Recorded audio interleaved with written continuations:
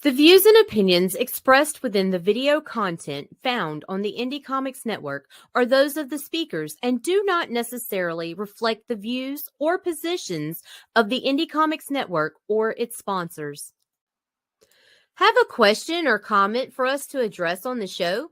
Have a topic you want us to talk about? Email us at indiecomicsnetwork@gmail.com.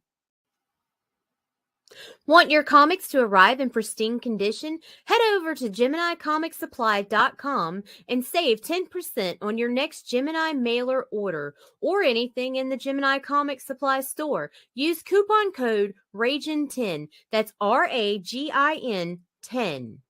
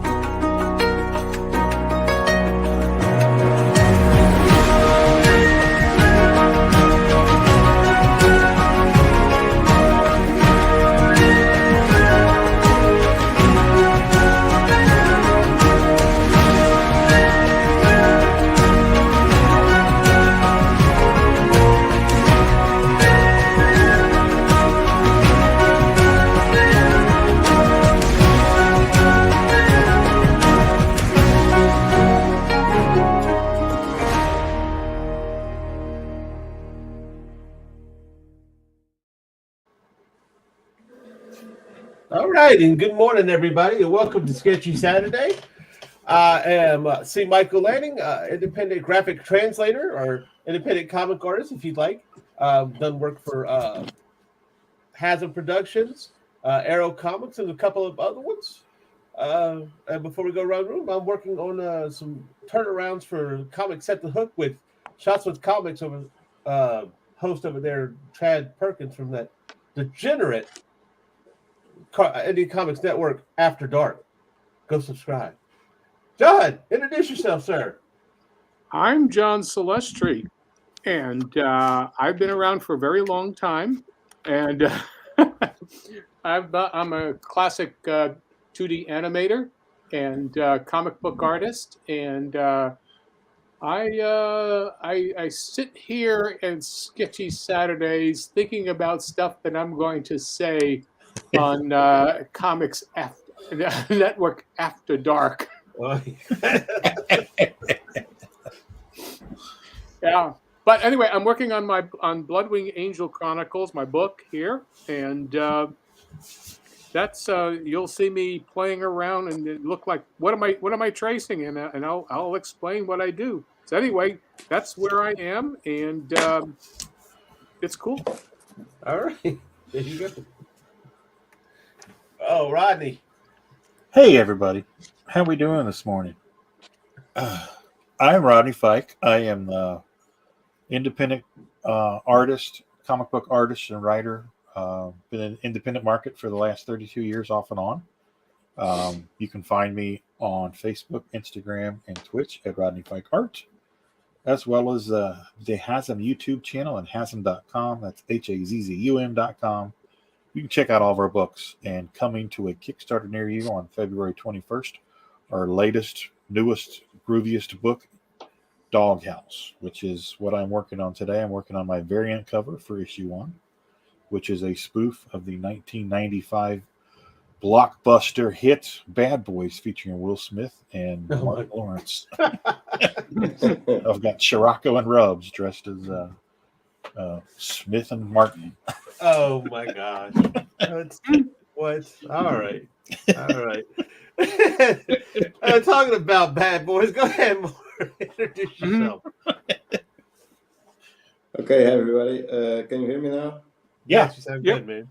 Yeah. Okay, so this is working. Thank God. Okay, so I'm MarV. I'm working right now with Aero Comics and First and Ends with my IP, The Sin Killer, and I'm one of the hosts of Sketchy Saturday. And yeah, you can find me on Instagram right now, MarV Sin Killer, and check out my new comic that is coming, hopefully soon. Michael Hunter of Man, and yeah, what's going on, guys? What is the topic for today? You know, I've never done a con, so if I'm going to go do a con, what kind of advice could you give me to do my first con? Well, I'll say this here: when you do your first con, make sure that you have a good mark, and a lot of people that you can take their money from. Oh, wait a minute! I'm sorry. That's a different. That's a different kind of con. That sounds like a New York Minute con there. There you go. There you go. Don't buy the street vendor shirts. They turn into wash rags after one wash. Learn that the hard way. No, seriously. My advice would be to, one, depending on what type of show you're at, you have to recognize that before you go and bring the appropriate things to sell. If you're going to be at a pop culture con, then you want to bring your Batman, your Superman, your Wolverine stuff that you've drawn. And that's the stuff that's going to sell. Your independent books aren't necessarily going to sell at shows like that. If you're at a more comic-centric show, then your books are going to be more to the forefront because people are there. Seasoned comic book consumers are there. And just put on a bright face, a warm, welcoming smile. Don't sit and stick your nose in your drawing board all day. Stand up, engage the people that walk past your table, and sell. Okay. So I should try to maybe get into New York Comic Con or no. No, I say that because we've done shows of that level. Yeah. And it's the best way to describe it, and we use this term all the time, is small fish in a big pond. I would rather be a bigger fish in a smaller pond at a medium-sized or smaller show. At New York or San Diego, you just get lost. And there's so much there. Yeah. And I mean, if you can afford to do it, if money's not an issue and losing $1,000 is not, gonna be that big of a hit to your budget. I like how you casually put that in there, but okay. Well, I mean, that's the bottom line. Why we have friends that go to shows not to make money; they go to shows to socialize. And if for that, in that instance, then yeah, it's fine. Go meet your buddies, go out and have sushi and some beer and have a good time. And if you sell anything, that's icing on the cake. But if you're there to push your wares and to make money and to get recognized, get your name out there more, then, it's, I don't know. I would rather do a show, in a smaller show in Chicago or Detroit that brings in 25,000 fans than do a show that brings in 100,000 fans where people walk past you because they don't know who you are. Right. Yeah. See, I always wondered about that too, because there's so much to compete with when you're at a one of those big cons. Are you even making money at these things? Is it worth it? It all depends on you. It depends on how good of a salesman you are and how much you engage with the crowd. Because we've been the small fish in big ponds, but if you engage, if you actively engage, you're going to do much better. We did a show. There's probably 30,000 people at the show, and the guy next to us, who we'd never met before, just stood there the entire show and held a book out. And when people walked past us, he said, "Excuse me, do you like to read?" And it stopped people in their tracks because it's a stupid question, but it stops them in their tracks. So he's got him, and he's got him for 30 seconds.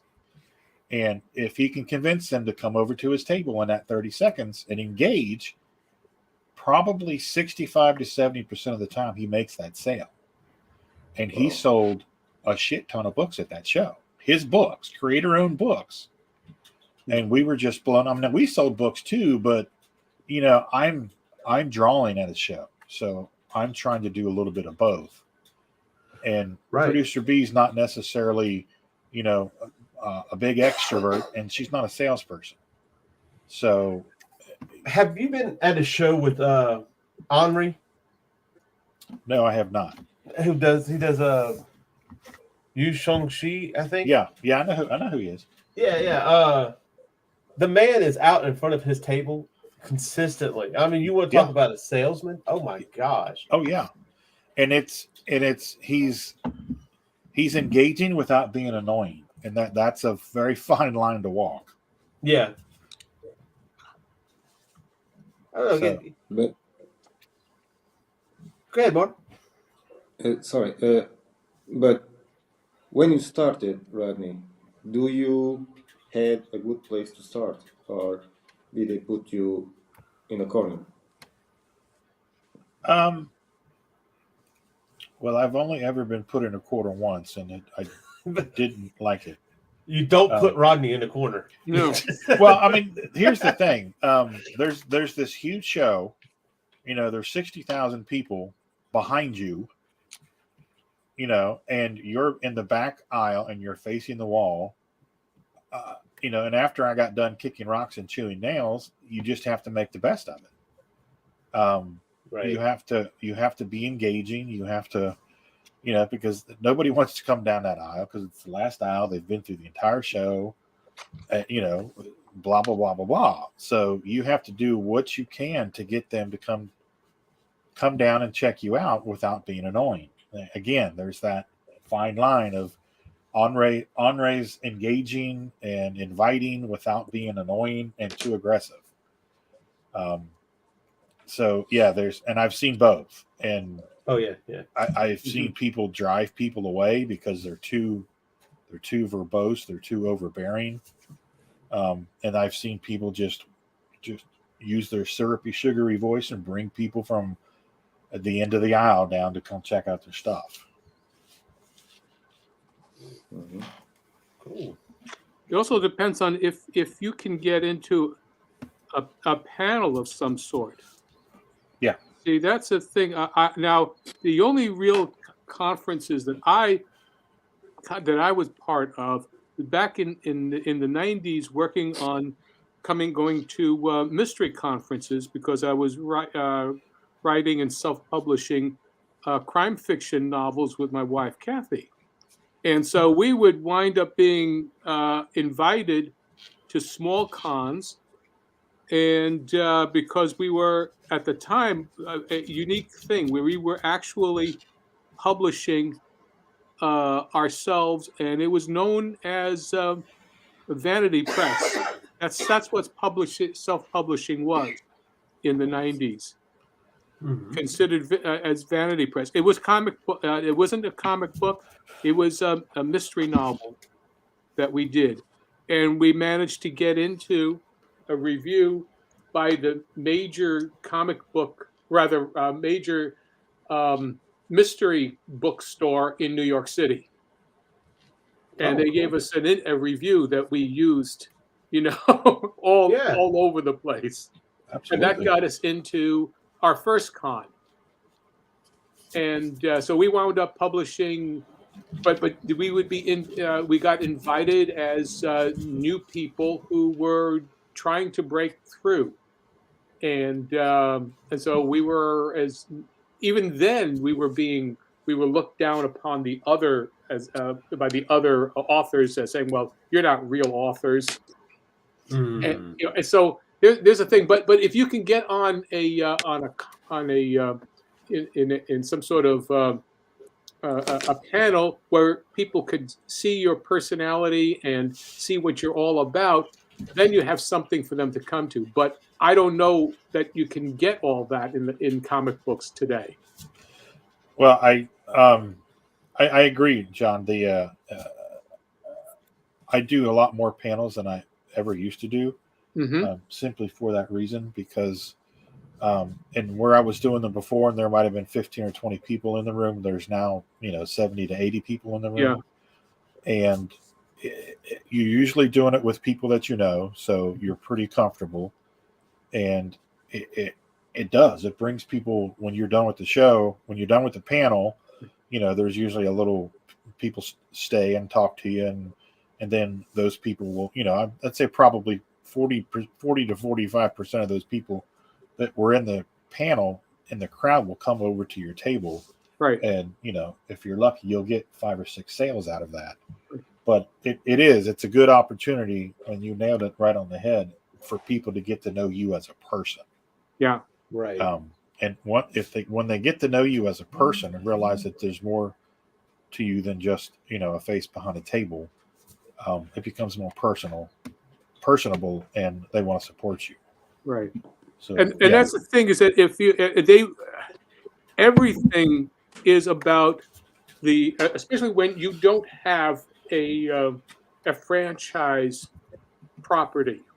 Right. Yeah. You are the franchise.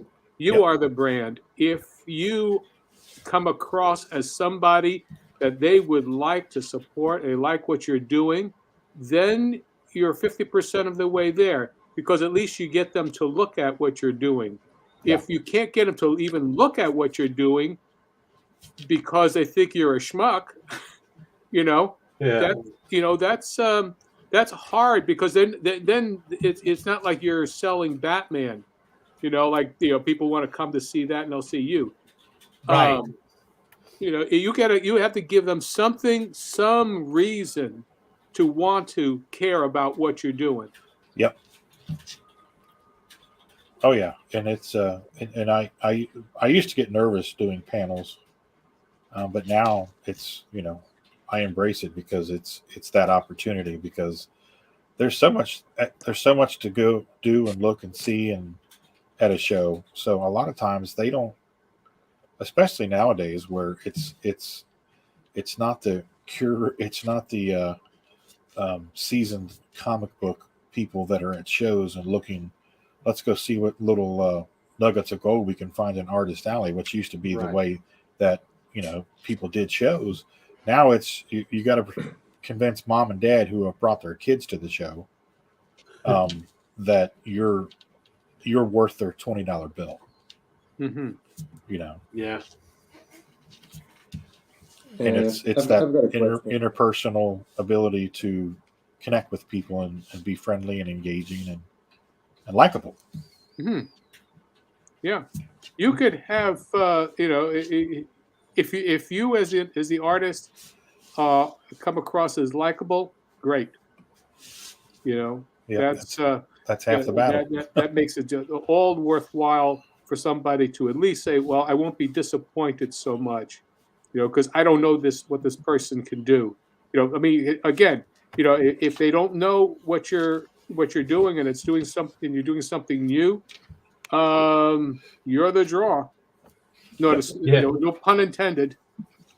Yeah. Yeah, I mean, that's the key line there, and I think a lot of people don't realize that, of people, younger folks getting started, is you are the commodity. and as such, you need to act like a commodity. You need to be engaging. You need to be somebody. You need to be something that somebody wants to come spend some time to get to know.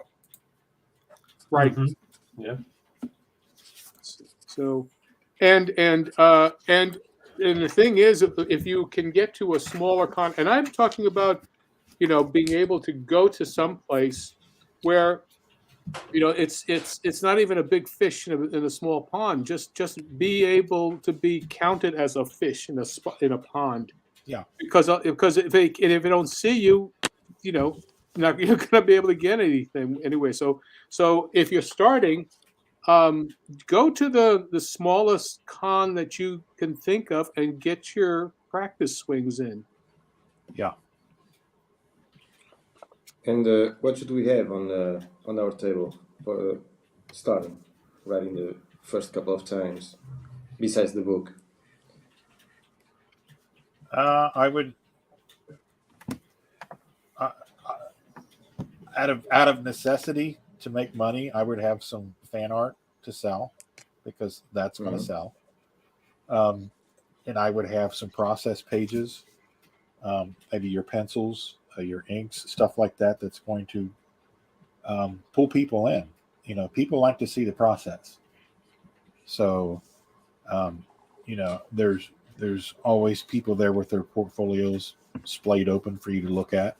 And for me personally, I like to look at that stuff because I like to look at people's processes. And most seasoned comic book consumers are the same way. They want to see behind that curtain how things are made, how the sausage is made. Right. Mm-hmm. So yeah, definitely bring that stuff. And don't bring too much, because there is sensory overload is a real thing. We've been guilty of that. There's too much for people to look at, and they get overloaded and they walk away. Yeah. Oh, really? Yeah. Oh yeah. I mean, it's kind of like always leave them wanting more. Yeah, that's true. I mean, that is about as old a vaudeville thing as you can possibly come across, but that's what it is. Yeah. They're just certain universal truths, right? And I never subscribed to that. I always thought that was bullshit. But no, it's true, because and I've actually realized that I'm the same way. If I go up to a table and there's all this shit, I'm like, oh, I don't want to get stopped. I don't want to get caught in this quagmire, and I keep walking. And people think the same way when they look at your table. So you have to be conscious of all that. Right. So does there have to be a balance? Like, say, you have to have more, but you can have a little bit, like, but not. How can I put it? Let's say I put 2 portfolio art sales up there, a stack of comics, and then draw. Is that enough, or do I still need more of a draw than that? Your comic needs to be your product needs to be in the center on display. It needs to be the focal point of your setup, and then after that, everything else is secondary. The stuff that's you need to have the stuff that's going to lure the moths to the flame. Right.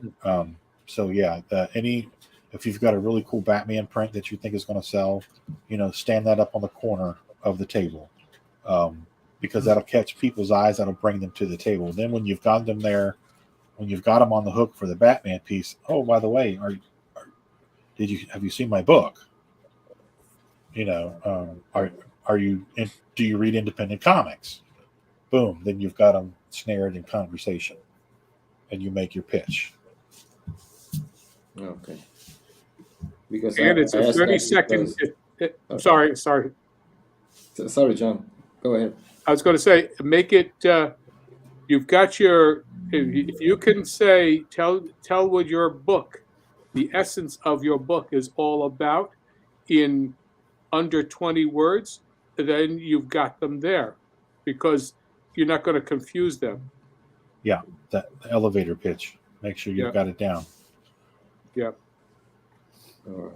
Okay, so you don't recommend me to go to a con with only my IP. with my only my book and my prints and No, pages. no, I'm not. You always think that it's better to have other stuff from other like Marvel and DC, for instance. That just depends, Marv, because there is something to be said for being seen.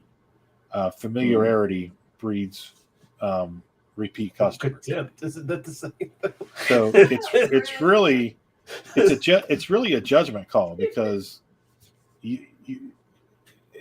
it behooves you to be at the show every year, regardless of what you have, because people get used to seeing you there. So one year you're selling Batman prints, and the next year you're selling your book. But if you're there 3 years in a row and people are like, oh, this is the fourth year this guy's been here, let's go check out his stuff. So there's a bunch of different angles that you have to consider. There's not one right or wrong answer. Yeah. Okay. Before we keep going, I just kind of want to hit the chat up. What's that? Allison's in the chat. Morning, Allison. Hey. Carta, hi, how you doing? Welcome. We got this guy from that Degenerate Network over there on After Hours, Indie Comics Network After Hours. Nerds. Yeah, it must be. Oh, Chad. Of course, Chad has done Conti. Also says, my advice, also remember to have fun. Yes. But not too much fun. there's some legendary con stories of too much fun. There, so. Allison says, I did shows to make money. I also socialized.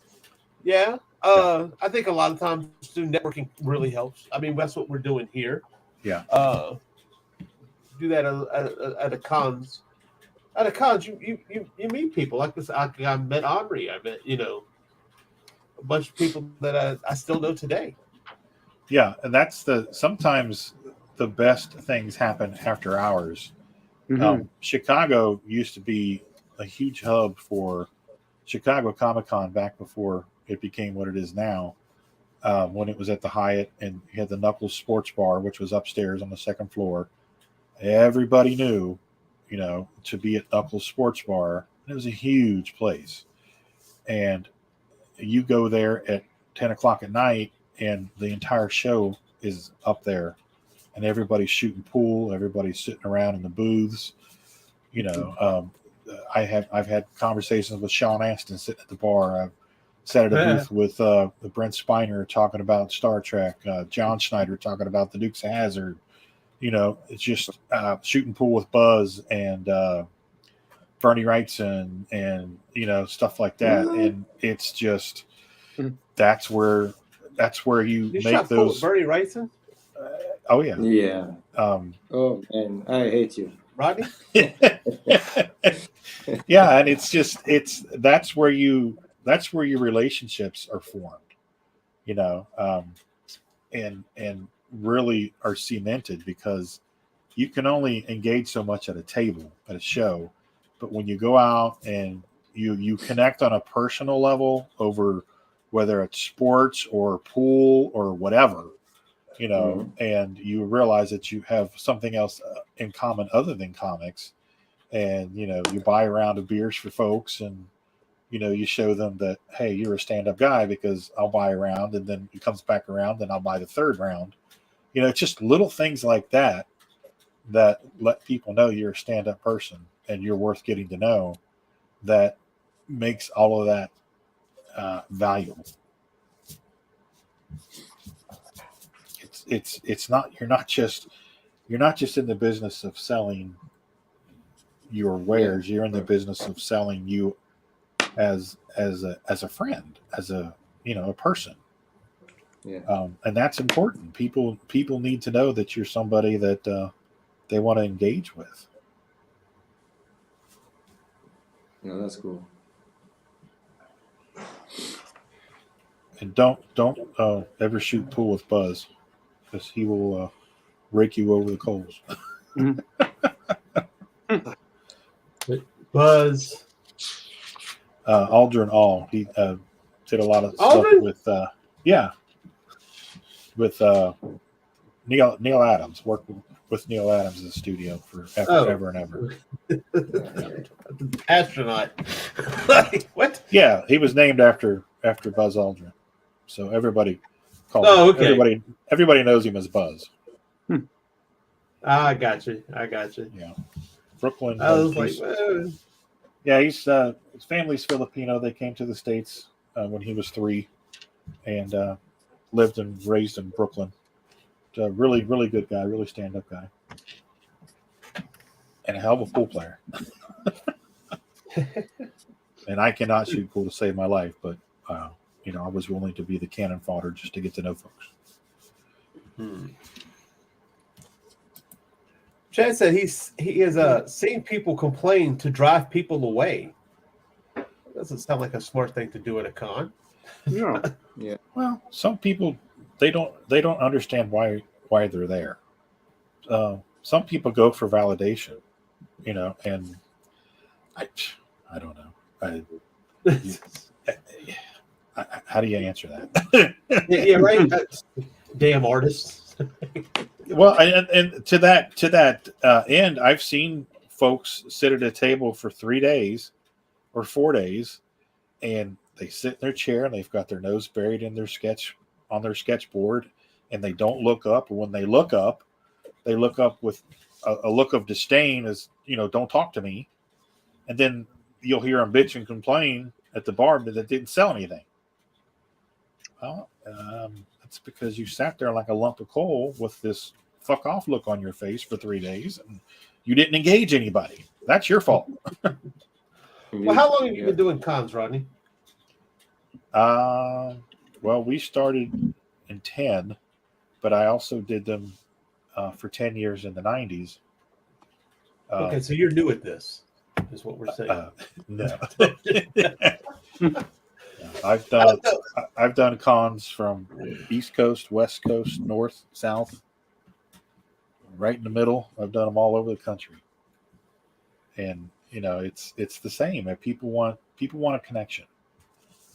They want to find a great product, and if you're likable and engaging, that's just icing on the cake. I guess that kind of leads me to my question. Okay, how much have you seen the cons change over the years? Oh my From God. being just about comics into what it is now? And do you think it's beneficial to have those extra things there? Does that help to sell the comics better, or was it better selling when it was just a comic show? When it was just a comic show, it was just about comics. We used to go to New York and Chicago and Detroit and stuff, every summer. And, for me, it was like, okay, I'm going to go get a couple Boydman t-shirts and check out, we couldn't wait to get to Artist Alley. That was a big thing. That was a big draw for us. But we were, we consumed comics, and, that's what we were there for. Nowadays, people are there for the autographs, the celebrities. They're there for cosplay. TV shows. The what? The TV shows. Yeah, the TV shows, all the celebrities. Comics are kind of oh yeah, by the way, they have comic books here too. They've seemed to have gotten lost in the shuffle. Well, it's because it's really a pop culture place. Yeah, that's what the corporations have taken over. What was a fan celebration?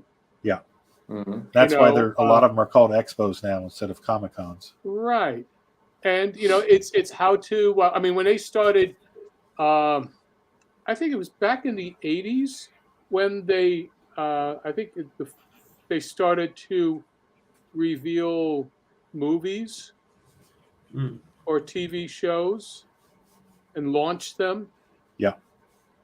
That's when it changed. I guess it would be in the 90s that occurred. Well, actually, that much earlier than that, because San Diego has been, of course, it's California, so things happen Right. a lot sooner out there. But I remember hearing stories of all these promo posters for the Star Wars and the 76 Right. San Diego Comic-Con, and nobody knew what it was. And everybody just kind of laughed it off because it sounded goofy. And then they dropped and it said Star Wars. And if you can find those promo posters from San Diego from 76 that say the Star Wars, but that was the beginning of that marriage between Hollywood cinema and comics. And it took 25 years for it to really catch on. Because when we were doing San Diego and Chicago in the 90s, it was Star Wars was really big because they were relaunching the prequels. But it was the merchandise and it was the comic books, and it wasn't all the celebrities and stuff out there. You didn't have the big panels where they introduced the next year's movies and stuff. It was all about the comic books, right, and the merchandise. And somewhere between 94 and 2004, it became all about the movies, which is the natural progression in it. But with that natural progression, you're getting less and less about the comics and more about what the comics are turned into, which is what got corporate's attention, because, oh wait, we can mine this stuff and turn it into hundreds of millions of dollars and suck the soul out of it. That's right, and that's what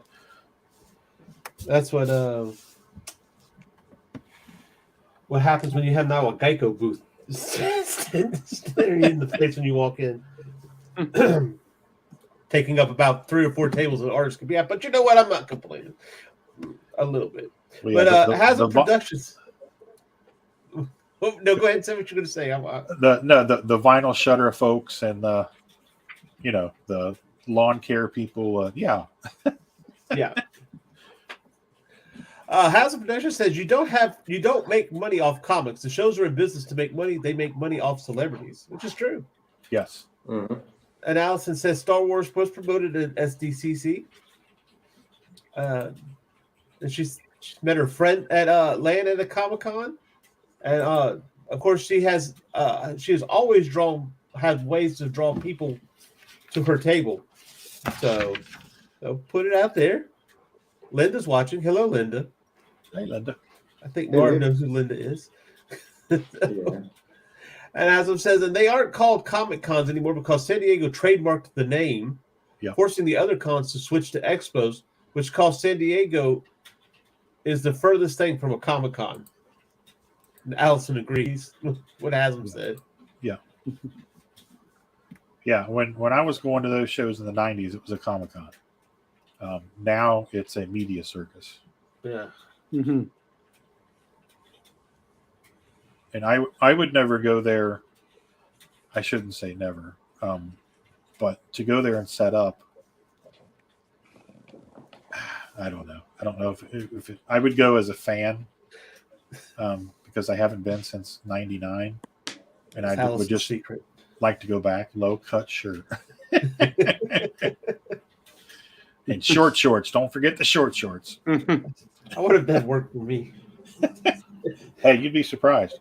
Put my man movies out there. And there you go. Some people like those man boobies. Hey.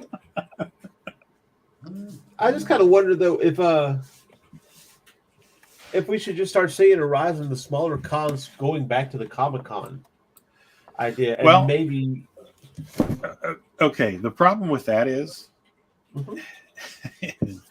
and I'm not gonna name any names, but the problem with that is you get a con that becomes comic centric, and you get about 1,500 people at that show, and the show does really well, and the promoters are like, "Ooh, well, okay, we did really well this year, so the venue is offering us the bigger room, so we can expand and have make the show bigger."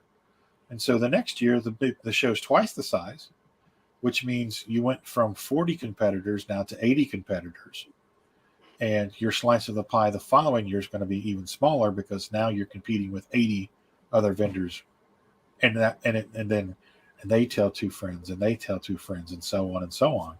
So that's the thing. It's just that natural progression of growth with the smaller shows. If you can find a place that's in a certain spot that, and the thing is they have to expand because they have to grow. Right. They have to continue making money. So that's the thing. I mean, you really have to look at it realistically. What's their goal? Their goal is to become bigger, better. I mean, they're trying to do what we're trying to do. They're trying to expand and get a bigger piece of the pie and get known more. And they're doing the same thing you're doing. So if they're successful, and well, why can't we get 3,000 people in the show next year? So I guess the lesson there is if you find those smaller shows, give them a shot, because bigger fish in smaller pond. For the first couple of years until they start expanding, and just take it from there. Right.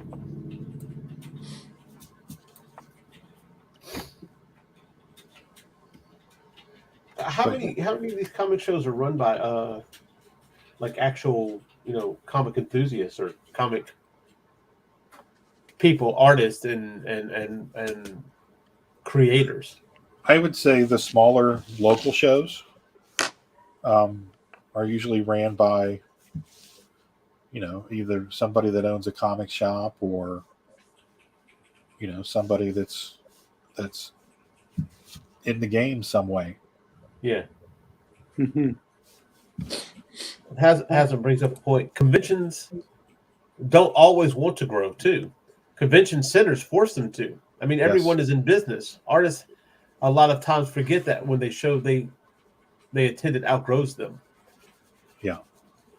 Yeah, because we've had you have to adapt to survive in business. Well, yeah, because if you got to think about it, they're there and they're talking with the people that own the convention center, and the convention center, they want them there the entire weekend. So they don't want them. They don't just want them there on Saturday, because then they lose. Then they have to do the switch out, and then it's just a Sunday show, and so they can only sell that spot to a potential vendor for Sunday.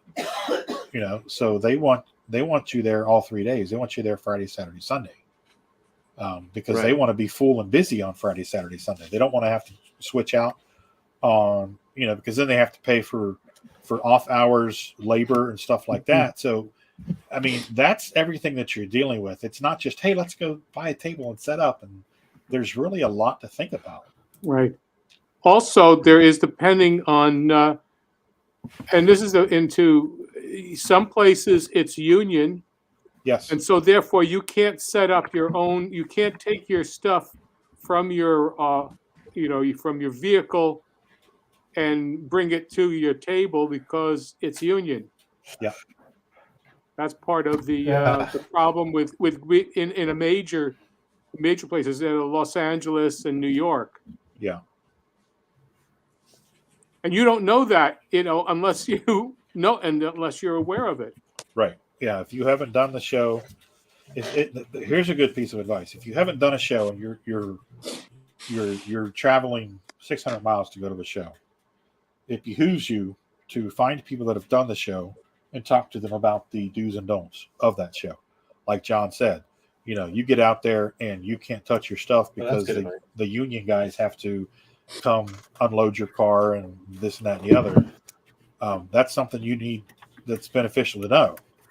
Then you're necessarily not going to bring as much stuff. Load in.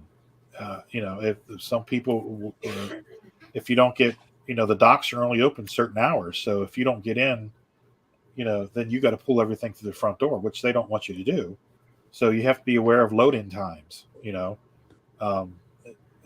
in Cincinnati, though, you can load in on Thursday night. So we go down on Thursday night, take everything in, and we don't necessarily set up everything, but we've got everything inside the building, and we set it up a little bit. And then Friday, we go in and before the show starts, it's all already there. So we just have to show up and then get everything set up. But yeah, you need to find out about, like if you're going to Boston, you need to know where do you park. Baltimore, we got our car towed with all of our stuff in it because we parked in the wrong spot. Do's and don'ts of the cities. Yeah. If you're gonna go look at Edgar Allan Poe's grave, make sure you park in the right spot. Yeah. It's talking to folks that have done the shows before and getting that knowledge. That's going to save you a lot of headache. Oh yeah. And it's, but that's all part of it.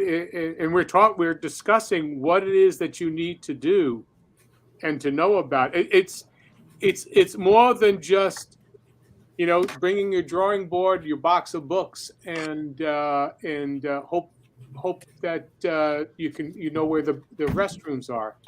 Right. Yeah.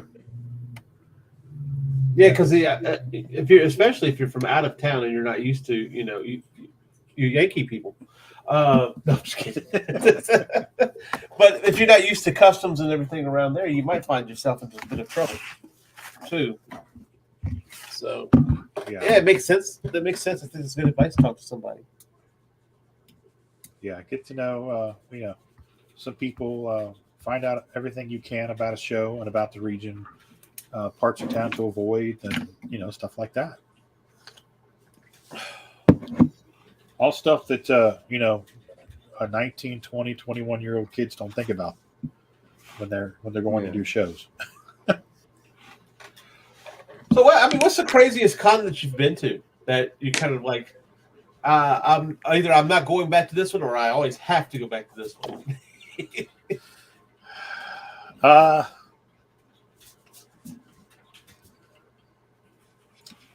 have to think about that. It's either too many or not enough. So, I'd say, what was it? There's one in well, this goes back 10 years, so I don't even know what's going on. It was in Los Angeles, and it was overwhelming to me. It wasn't the Comic Con. It was an animation comic book place. yeah. I can't remember what was it called. Oh, geez. But anyway, it was a place that you were supposed to be, set up and mingle, and it was quite intense. The thing about it is that I wound up talking with people that I hadn't seen in 30 years. Wow. Well, which was great. I mean, I was part of a group, a person who was I was working for a little studio out of Milwaukee, and they were setting up in Los Angeles to show their stuff, and I was part of that, and so it was 3 days, but it was also tiring. That's the thing. You do it when you're young, because I was a young 64-year-old when we did that, and I couldn't do that now. Yeah, and that's the thing too. As John hit that right on the head, is people have to realize that if you're going to go to shows and you're going to do shows, it's a job, it's work. Mm-hmm. And I have battles with folks because they don't appreciate. They think that we're out there on the weekends and we're gallivanting, and we're globe trotting and we're having a good time. And I have to explain to them that we have to get up at 6 o'clock in the morning. We have to be at the show by 9 o'clock. If sometimes we get up at 4:30 and we drive 3 hours to get to a show and then set up, and we do the show for 10 hours. We break down and we drive home, and we stop at Wendy's on the way home and get a burger, and we've put in a 20-hour day. That's not fun. That's work. No, But people need to realize that it's work, It's you're there for a reason. You're there to promote your stuff and sell your wares. So yeah, you're there for a reason. You're there. You have goals in mind. You have things that you have to get done. Right. And the prep, the pre-con prep is a real thing, because it's not just get up, load the car at night, get up in the morning, drive 300 miles, do the show, blah, blah, blah, blah. It's the whole week before where you're printing out all your prints. You're making sure you've got all your merchandise together. You go to the printer and you pick this up and you do, blah, blah, blah, blah, blah, on down the line of the itemized list of things to do. And you've spent a week getting ready for a weekend show. Yeah. And it's all that. It's all encompassing. So yeah, it's very time consuming, and you have to consider that. Well, Haslam Production says you need to find someone who takes care of all that stuff for you, like Rodney did. Yeah, and it's to do it as a one-man show. It's impossible. You need a team of people. I mean, this is part. You guys are part of the Haslam team. Yeah. You help promote Haslam, and you're working on 2 Haslam books, and Nita and Tina work together and doing everything they do to promote all of us. So it's a team. It's that's the way you have to find those people, because nobody does it alone. Mm-hmm. Right. No, we all get along well. We enjoy each other's company. We have a good time backstage before and after the shows, and these are relationships that you foster, and these are the important things. This is part of the business. Right. Most people, sleep in on Saturdays, and you can't do that. You got to get up, and you gotta get to work. You got to get ready for the show at 10 o'clock, and tell me about it. A lot of people take the weekend off, and it's 9 o'clock here, Rodney. Yeah, I know. I'm aware. I still don't understand how Randy does a show at 5 a.m. That just blows my mind. He's old. Because he's up all night. Not sleeping. He's up all night.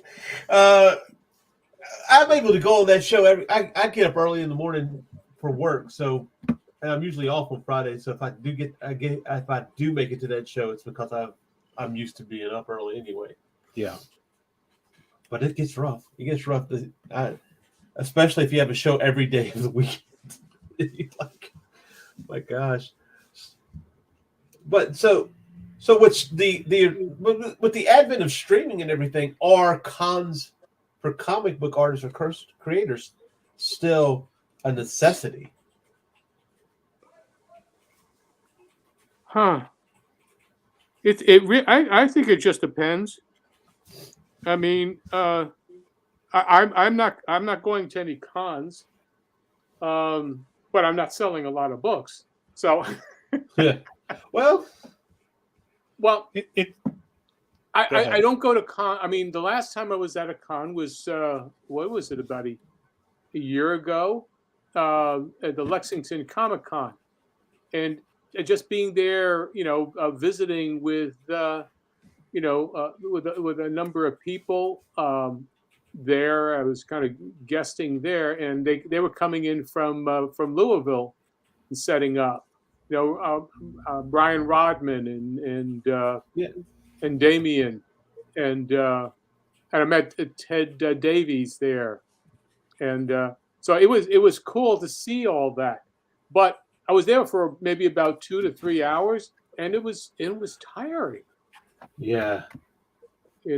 So I think that, our little meetups that we're doing here on Saturdays, or the film, the shows that you do, in many ways, that's the way that people can come and see your personality and see whether or not they like you.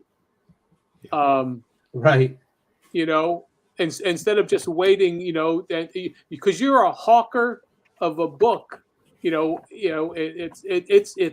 bazaar time. you know, Yeah. at a convention. Yeah, and I think that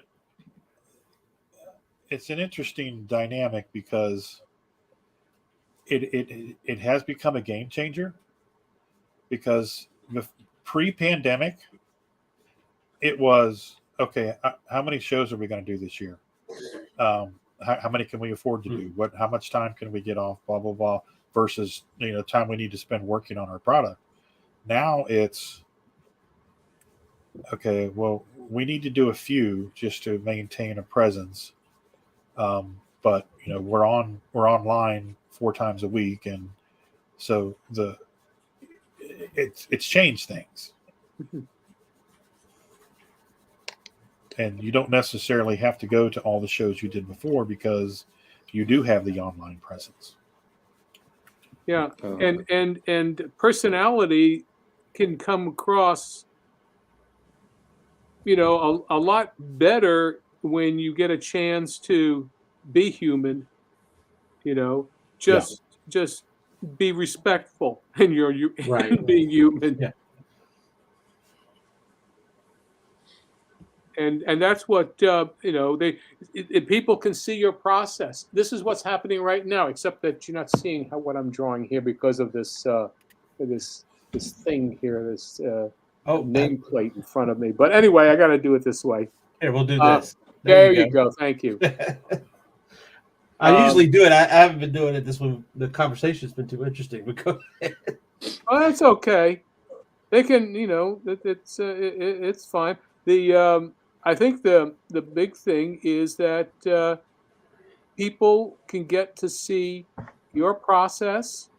They can see you on a good day and not so good day, but at least it's an interesting dynamic.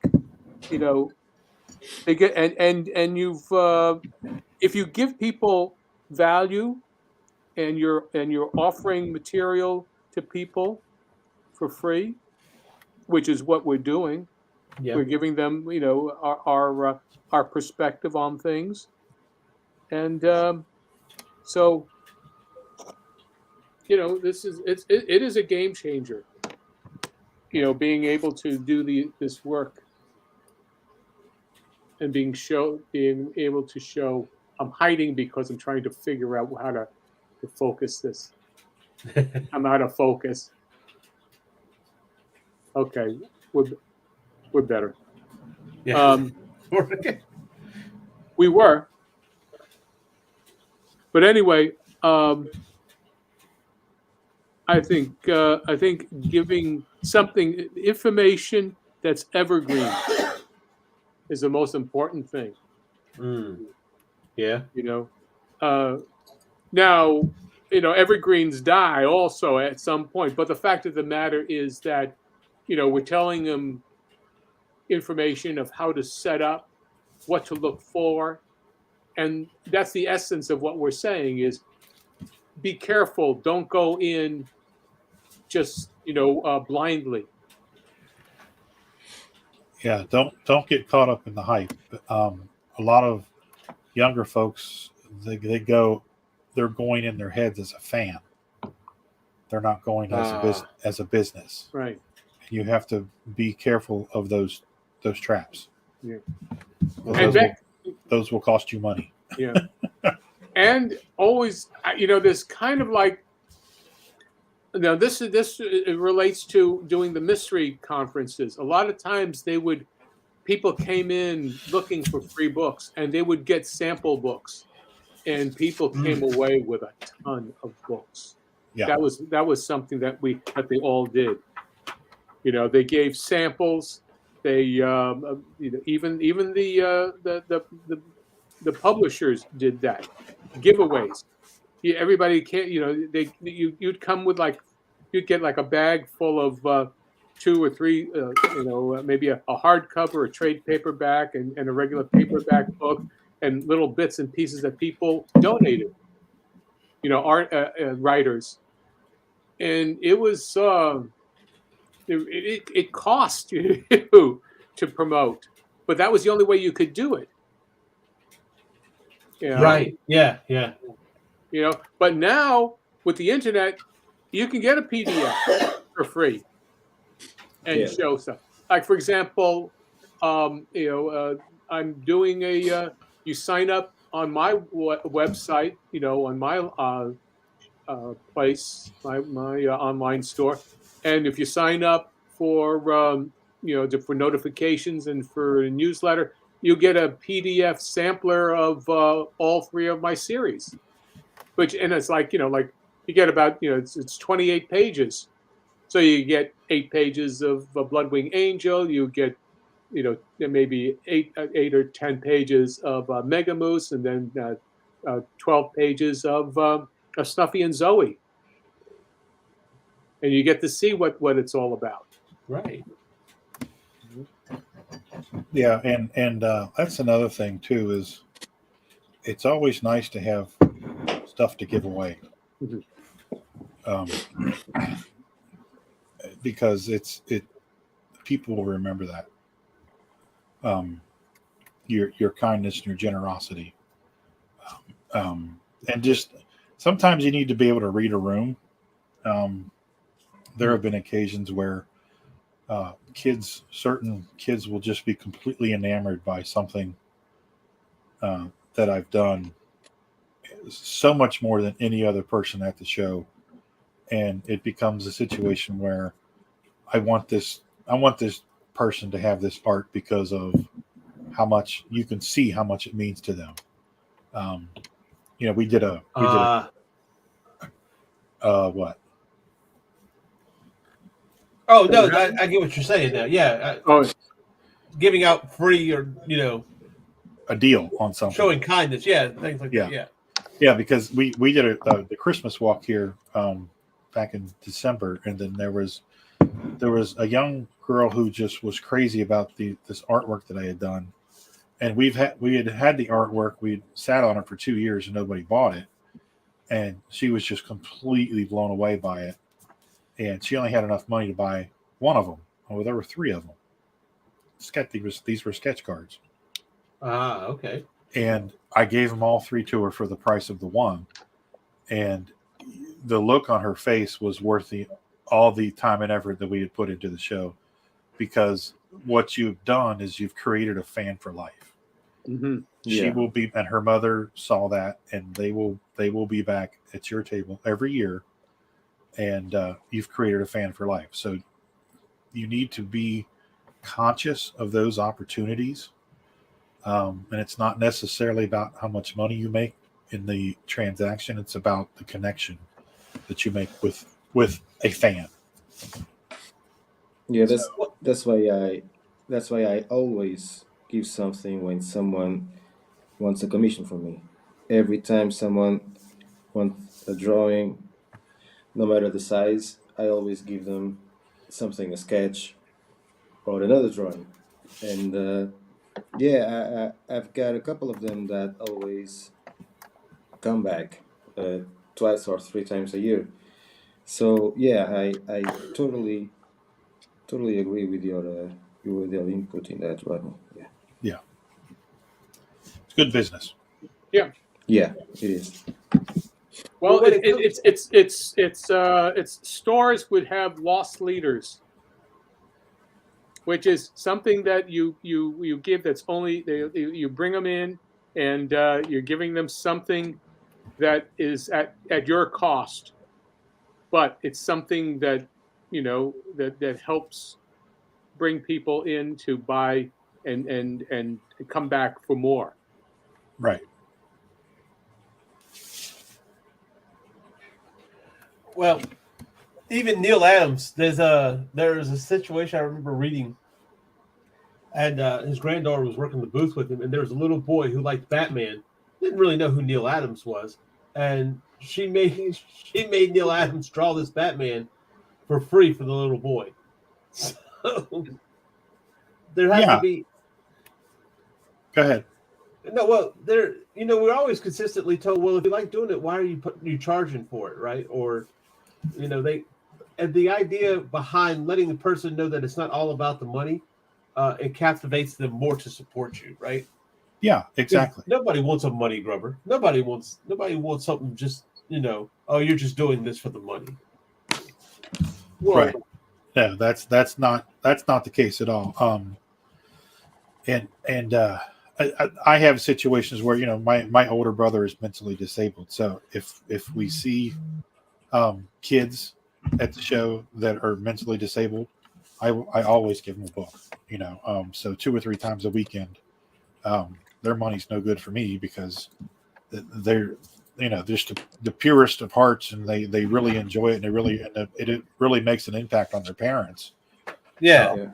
So that's it comes down to not just good karma, but good intentions behind it, and it makes you feel good. And if you can make somebody's day, at minimal cost, why not? Folks remember that. And that's what we're saying. And we're not even talking about. Look, you can't lose this as a tactic. This isn't a tactic we're talking about. No, absolutely not. It's a way of being. Yes. Yeah. Yeah. Yeah. That's perfect. It's a way of being. It's who I am, who we are as people. You keep an eye out for the folks in the ratty clothes and the worn out shoes and stuff like that, and you might necessarily, give them a better deal, and you have to be conscious of that stuff. Right. I mean, Kelly, the amount of money they spent to get in there to begin with, right?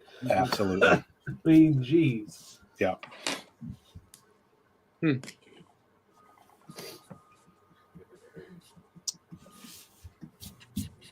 But you mentioned doing fan art. Now there's a big now talk about controversy. So is there a difference between the fan art you're talking about, like you're drawing, versus the guys that do prints? Prints are, there's a certain point where if you did not create that character, you have no right to sell multiple images of it. That gets into copyright. But Right. you can do your take on a character, and that's fan art. But that's a one-off. Right. Rodney, does that sound right to you? I don't know that for us for a while. We had the print wall, but it was my artwork. Right. I drew the characters, and it was a necessary evil. That even while we were doing it, we wanted to get away from it as quick as we possibly could because we wanted to do our stuff. Mm-hmm. I did it for the Cincinnati Comic Expo back in 2016. I did a really high detailed photorealistic rendition of Jason Momoa's Aquaman for the show. And I put all this time into this piece, and we sold 2 prints. And I couldn't give the original artwork away. And I was so aggravated because I had put, while I was still in process of completing the piece, I knew I had put too much work into it. And I was pissed at myself because it was a waste of time. So when I finally got that, really kind of cured me of wanting to do, I shouldn't say wanting to do, but doing prints, because I wanted to work on my stuff. I didn't want to work on prints. And that eventually we got away from it, got a big enough catalog, got more things on the table, more titles, more issues than just issue 1s. We had issue 2s, 3s, 4s, and 5s of other books. And the more of your product that you have on the table, the less of that product you have to have, because it is a necessary evil. Because for a couple of years, prints carried us. We made a ton of money selling prints. So yeah, it's you did it for as long as you had to do it and got away from it. And now we might have 2, and the way you market them, they're premium prints. We print them on prestige paper, and there's only 6 of each. They sell for $50 a piece, and there's 6 of them. If you get one, you get one. If not, and that's how we do that now. Right. We've got a Turtles piece that I did, or we've got a Jack and Sally that I did. It's high-end stuff. I spent a lot of time on the pieces, and it stops people in their tracks, and they buy it. Mm-hmm. But that's it. Whereas before we had the walls and folders and folders and folders of stuff. Now we've got one print on one end of the table, one print on the other end of the table, and then it's all our stuff. Mm-hmm. Well, let's see. How is it? Yeah, I don't tell prints of characters I don't own. I don't want to push it because legally they can shut you down. I will happily do convention sketches of whoever. Okay. I have been doing shows for 32 years. And in that time, I have only seen that happen once. I think that's more paranoia. They're not going to shut anybody down because it's free advertising for them. Yeah. Comic book shows wouldn't exist if it wasn't for prints and things like that. So it's nice. It's a good subject matter for people to talk about and get whipped up into a frenzy online. But in reality, unless and this person was making a lot of money selling what he was selling, and they shut him down. But one time in 32 years, and I've been from the East Coast to the West Coast, North and South. It happens more than It does. It's not to say that it doesn't happen, but I've seen it happen once. Mm-hmm. So There is an artist. He's a fantastic artist. And I don't want to. You all right there, Bar? Yeah, my tablet just fall. Sorry. But he has huge booth. But the stuff that he does is he'll take 2 different characters from 2 different. Commonly, this is what he started doing. Now, he's gone into just single characters after a while, but and puts them together because you have the kind of it's not called Right of Parody, but I can't remember. Well, it's fair use and fair use. Thank you. Yeah. And so, but he was doing that for years and was approached and now works for Marvel. I've heard that happen with people drawing Yoda in Star Wars. Yeah. Right. Yeah, I mean, ultimately, that's the goal, is to get recognized by somebody, and that's how I got onto the Upper Deck cards. We were at a show, and a guy came by and handed us a business card from Upper Deck because he liked my stuff. And then I started doing sketch card sets. So yeah, they're there, but unless you're making money hand over fist, it's, I don't know. It's each situation it's individual, it's how much of a fuss do they want to put up? And I don't know. It's there's so many varying factors with that. I think which makes it vulnerable is if they find out that fan art or stuff is selling, which is highly unlikely for the most part, is outselling merchandising stuff, and they might want to say shut you down on that end. Yeah, that takes a lot of. You need to. They'll give you a cease and desist letter. Well, yeah, right. By the time they type it up and send it, you're gone. Yeah, right.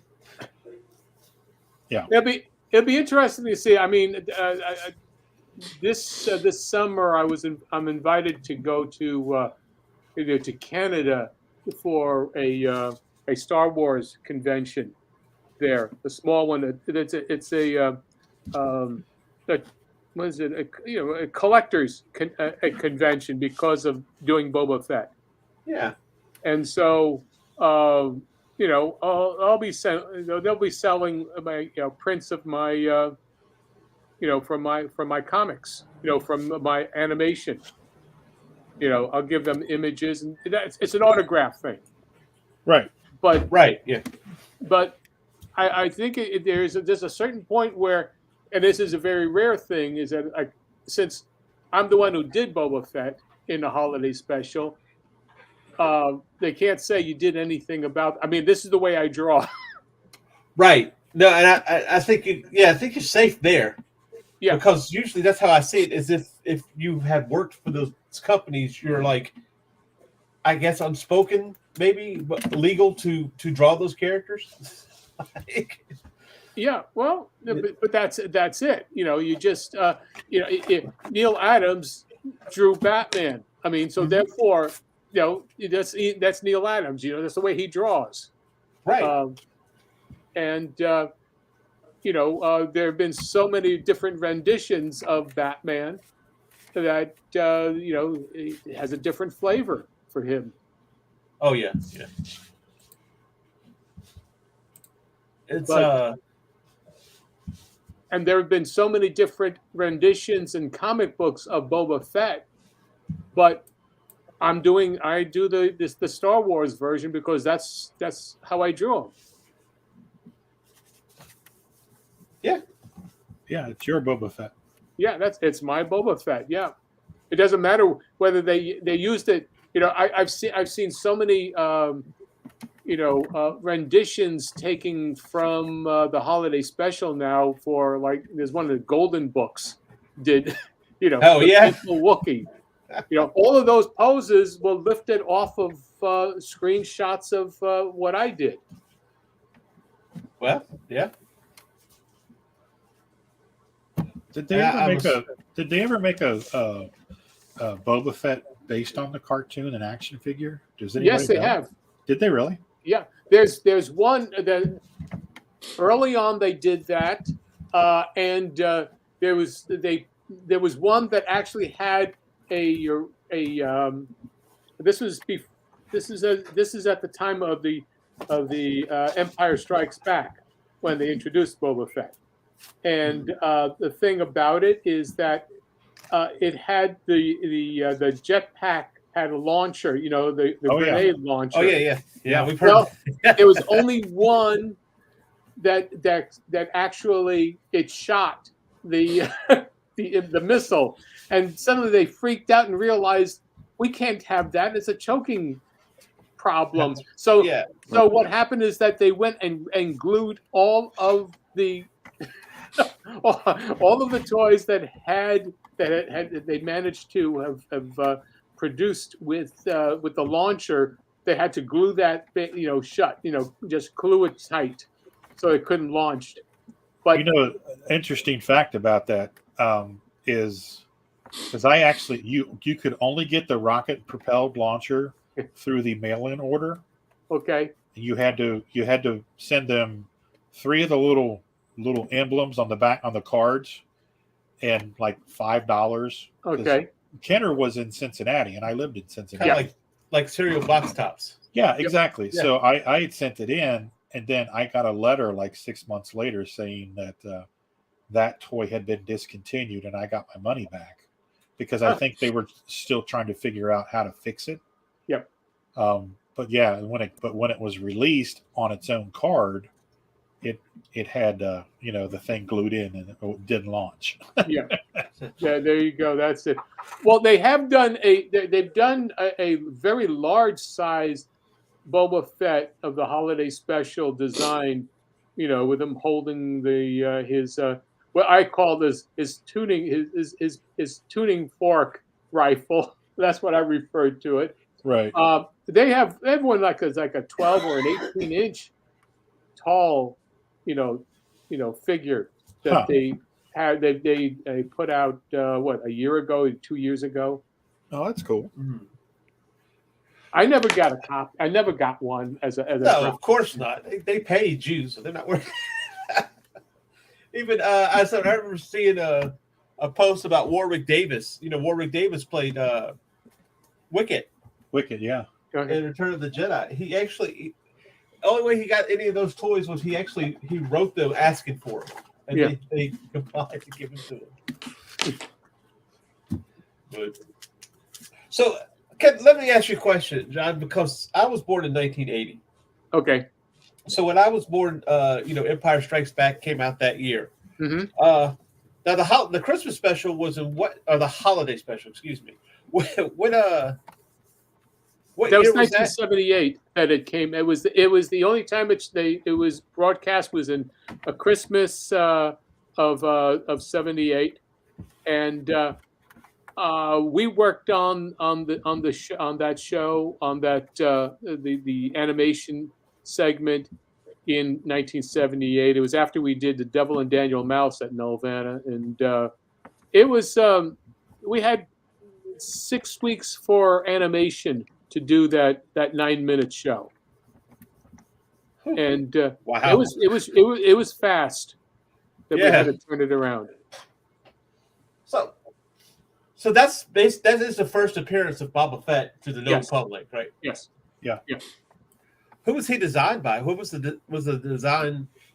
Well, we worked it off of the basic. There's a if you see Ralph McQuarrie floating around, it was basically they did some designs, but they also sent us the video of the stormtrooper, the bounty hunter in white.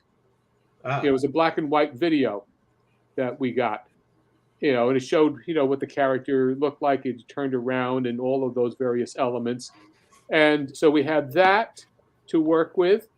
And that was Frank Nissen was our designer at Nelvana. So he did a design based on that. But the explicit instructions from Lucas was to use Mobius as, from Heavy Metal, his work as Mobius as the design for the actual show completely. So all the colors and backgrounds and the designs and the line work was to imitate him. I could see that. Yeah. Yeah. Did a good job of that. Yeah, absolutely. Yeah. So, John, what time of the year did you guys get this assignment? Well, I knew we were launched out in it was March, April that we started on it, and we pretty well finished it March, April, May. The animation was done, and we finished that in May, and you have an overlap of for some corrections, and then but the once pencil tests. Well, I never saw any pencil tests. They just wasn't time for it. It was I saw I didn't see any. There was no time for it. And they just, I guess they shot it for themselves. But unless you had a real problem, that's all you got. No news was good news, and it went on to Xerox, and then onto acetate, and then to coloring, painting on the cell painting, and so I think it was delivered probably in August, and just in time, in case they had any problems with it, and then so August, so September, October, November 17th was the screening, I think, right? Isn't that the official Star Wars, day? I think it was it's November 17th or November something around. It's a holiday special. Remember, it's Thanksgiving and Christmas. So let me see. I'm looking up. I remember. I watched it. Yeah, I watched it too. And the truth is that as it started, and I'm watching B. Arthur and Art Carney and Jefferson Starship, and I'm thinking, oh my God, because I knew that we were going to be right in the middle of it, and I was saying, oh my Lord, I hope we have an audience to see the cartoon. Yeah, Donny Osmond, didn't they? I don't remember. But it we're right. It premiered November 17th, 1978. Yeah. Yeah. So, and that's the only time it ever was shown on network TV. Allison So- says the only good thing about that show was the cartoon. So Yeah, there no you go. doubt. It's And Well- she's right about the Battlestar Galactica firing missiles because the Cylon Raider and the other ship, I can't remember the Cylon Raider and the Colonial Viper had those little red missiles, very similar to the Boba Fett missile that fired. Because I had both of those little ships, and I would kill to have them again. But yeah, they had those little firing red missiles. Mhm. well, apparently you would end up killing if you had them again. So Yeah. how they feel about it. Well, listen, I grew up with Mattel guns, cap guns that fired projectiles with spring-loaded bullets. Yep. I remember having those Colt 45s that would be doing it, using and basically you had your you had your I'm going to draw this here. I got to draw this here. All right, I'll put it up. I'll put you out. Okay. You can show it. Here's your. Oh, come on. Freaking cameras. Your camera, just because it's crazy. I'm going to do. Come on. Go slower, John. There you go. Take it all the way down. There you go. Okay. That's it. Yeah, much better. Here's your. Sounds like Here's your. like a soul song. Or something. Okay. Take it all the way down. Here's your cap, and here's your brass. You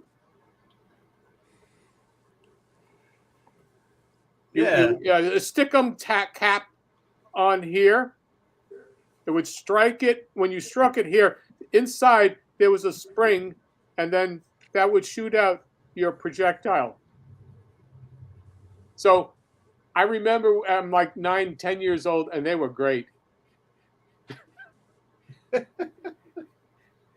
But that was when you could have fun. Yeah, right. Yeah, So not anymore. yeah, try and find those. I mean, you can't find them, but that's what they did with Mattel. Now everything's Nerf. Yes, this was a plastic piece. It would shoot. Actually, you could do target practice. That was the whole idea, is that you could have little target practicing, and then just shoot it, and then maybe knock something over, and in your bedroom. It could go maybe about 6 to 10 feet. It had a range that way, but that would be close enough to hit somebody in the eye. Yeah. Well, It's crazy I wanna because have- now. Sorry. go ahead. Go ahead. No, go ahead. It's weird because now even McFarlane can make guns with his toys. If a character have guns, he switch them to blades, or he won't put any guns. It's really weird, and they are statues basically. They are not practical toys, and it's insane that he can't do that anymore. Like the Punisher, if he makes a toy of the Punisher, he can't have his guns. Is So that it's a kind of- decision it's that kind of he's weird. made, or is that a edict that has been passed down? I think it's a law that came out, something like that, or the guys that gave him the project that don't allow him to put guns in his toys. It's weird, Oh. very weird. It's a good thing he doesn't have the G.I. Joe contract. Oh. Yeah, But bum. Mm-hmm. He's going to really have a big problem when Authority comes out, huh? For DC. No doubt. I hope he's not doing a Wildcats line. Hmm. Grifter's not going to look as cool, right? Exactly. But okay. Anyway, John, you had something you wanted to show us before we leave? Oh yeah. Okay. Let's see if I can get this up on the screen. Last week I did Let me see. Let me present here. Video file here. Wait a minute. Cancel that one here. Let me see this one.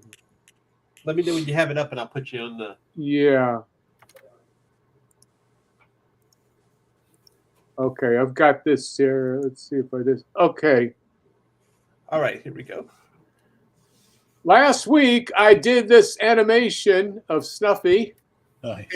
and I shot it, and just to show you, this is what you can do with very simple, rough animation. It's all about, the gesture, and he's kind of doing a slow run walk. Basically, it's Very 2 cool. frames. It's two steps a second, and but it's not your mechanical one. There's a lot of squash and stretch in this here. Yeah. How many frames is that? That is it's 24 frames. 24 frames a second. There are 12 drawings in this, 6 drawings per step, and for left and right, and it's shot on 2s, 2 frames, per drawing. I mean, that move's pretty freaking awesome. Yeah. Mhm. You try and get weight on this. Yeah. And Yeah. You did. Oh, yeah. I can definitely feel the bounce. Yeah, let me see if I could get this here. If I go back here. So if I go.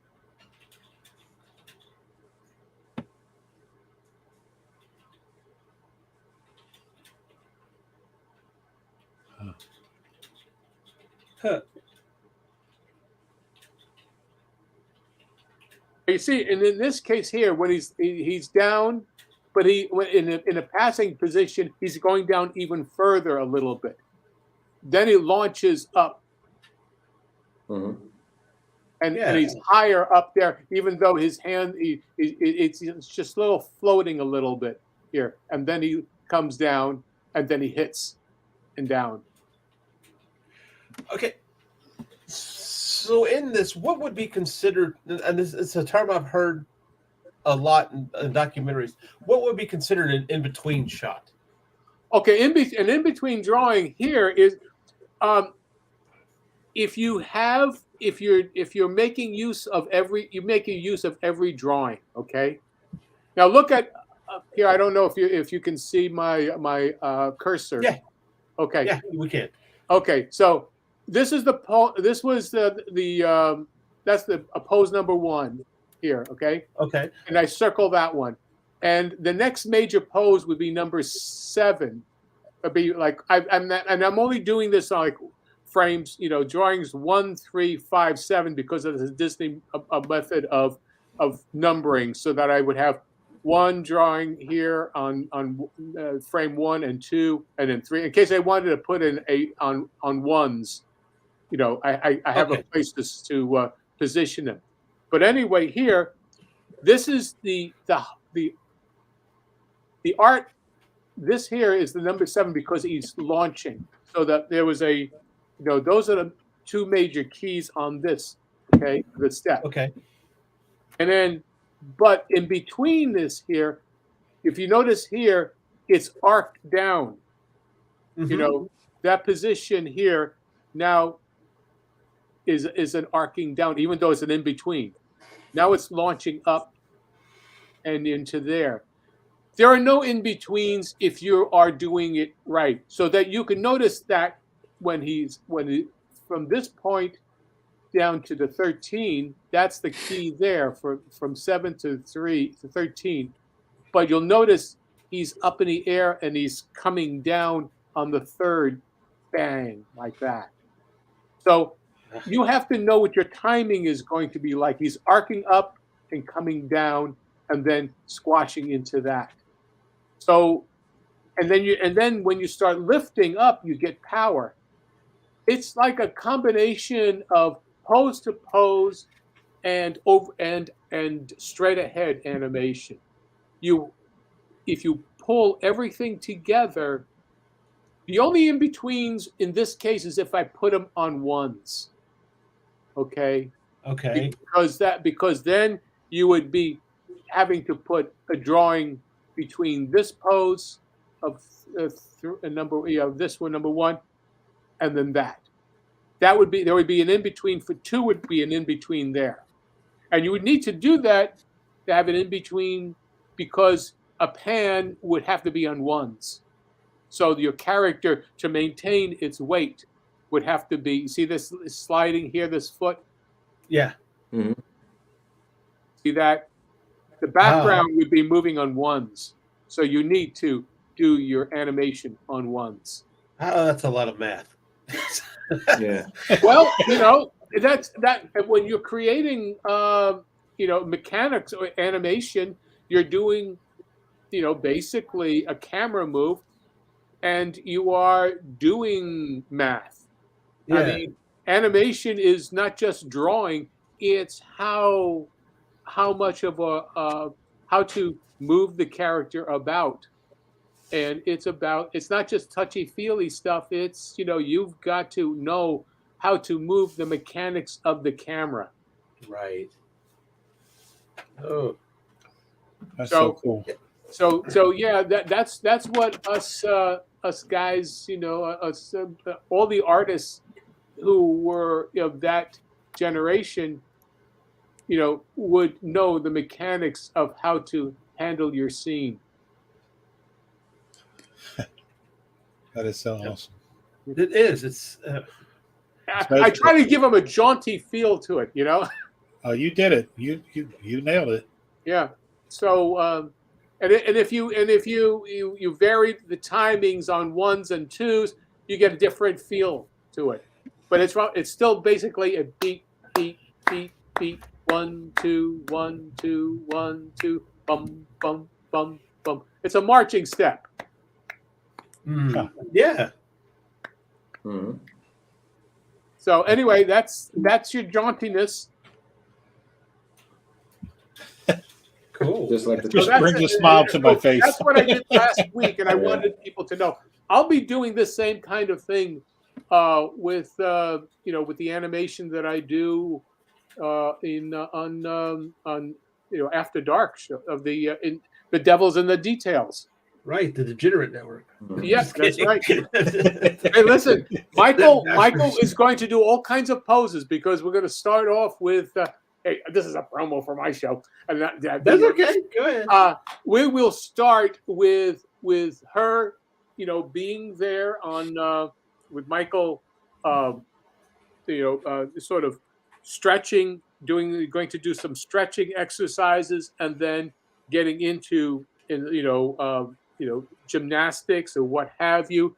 But it's all showing how to proportion your character, how to do your animation. Well, we'll do the comic books. We'll get into the details of what it takes to do stuff like this, and because it would be life drawing basically. It'll be in the nude. Oh, well, there you go. There you go. Nice. Because how else are you going to show the bouncy? Right. There's a lot of bouncy happening in the news. So. Oh yeah, there's a lot of that going on. So anyway, it's Saturday, and I'm just trying to draw attention to the reality of stuff. You have to be able to do everything. To understand. Right. I mean, look at this here. Pretty much. Snuffy does not have any pants. Oh Yeah. I'm offended. That should be on the Degenerate Network. There you go. Well, it's the kiddie stuff. Hey, Winnie the Pooh didn't have any pants. Donald Duck never had any pants. Yeah. This is true. The A&W Root Beer Bear didn't have any pants. We all turned out just fine. Yes, that's right. I was devastated. Absolutely. By the A&W Bear. Anyway. Okay, well, there you go. I'll tell you what, John, go ahead. Let everybody else know where to find you, including your show coming up. Okay. We'll see me on the Indie Comics After Dark on Tuesday afternoon at 3:30. It'll be a 1-hour show, live stream. And you can get me at johncelestrycomics.square.site. You can see, sign up for my newsletter, and you'll get a free PDF of sample of the work. Check it out. Awesome. Rodney. Sir. Yes. Hey, everybody. That picture. Sorry. There's the completed pencil. So,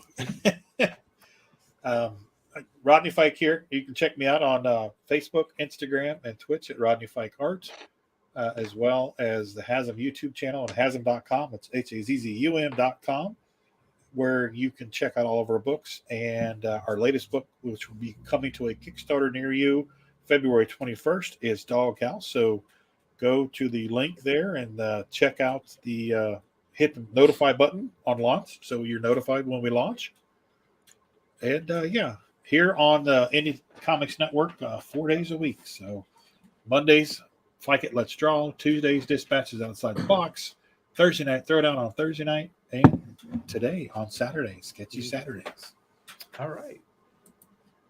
MarV, you're up.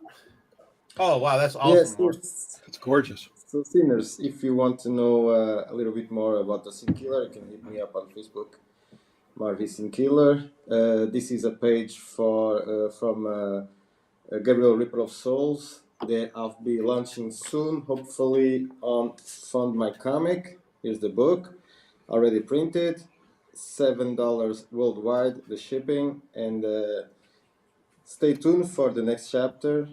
Michael Hunter of Men that I'm working right now is turning out awesome. So see you next week, and have a great week, everybody. Thank you for having me once again.